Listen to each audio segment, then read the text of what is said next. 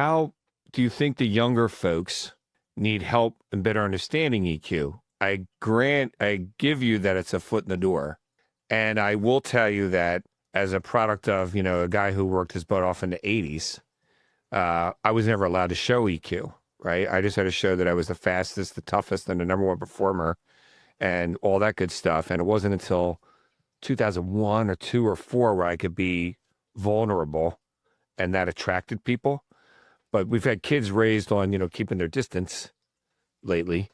So yeah, I mean, I agree with you. I think emotional awareness, emotional intelligence, showing that you're vulnerable is, I mean, that's really the theme of a lot of these episodes I've recorded.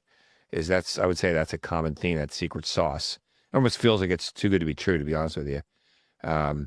So I don't know. Do you have any advice on how to improve your EQ? I know that's an out of left field that might not be in your pay grade, but what are your thoughts on that?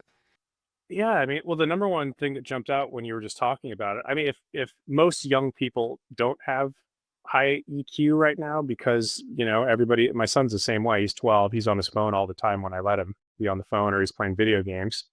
Um, if all of your peers are doing that and none of them have high EQ, just by improving yours a little bit, by, getting out, networking in person, putting yourself out there with young people, playing sports and doing things that are outside where you're forced to, have social skills directly and make eye contact and nonverbal communication and, understand, like you look at someone, you can see when they're upset, like those things.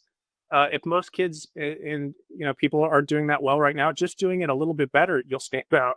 You know, and then the other thing is there's college classes and things you could take. I mean, a lot of it's just psychology, and how people are kind of reacting to everything in the world. So there's classes you can take. I mean, just getting out, getting, and we're both guilty of it because I'm in front of a screen or on the phone all the time, right? Just getting out, getting out in front of people, and that human connection is really important. Yeah, I think you said it really well. I think there's always classes on something, so do that. And then you reminded me of what we used to teach the younger kids about, say, sports, which is, well, I'm never going to be a good dribbler. Like, that's not your job. Your job is to dribble for 20 minutes every day, and you'll be 10% better than the next person. And then you try to explain to a young person, if you're 10% better than the person next to you, you're a rock star. So like you're saying, you don't have to be an expert. You just need to be 5 or 10% better than the rest of your peers that are vying for those opportunities. Yeah, I like it, dude.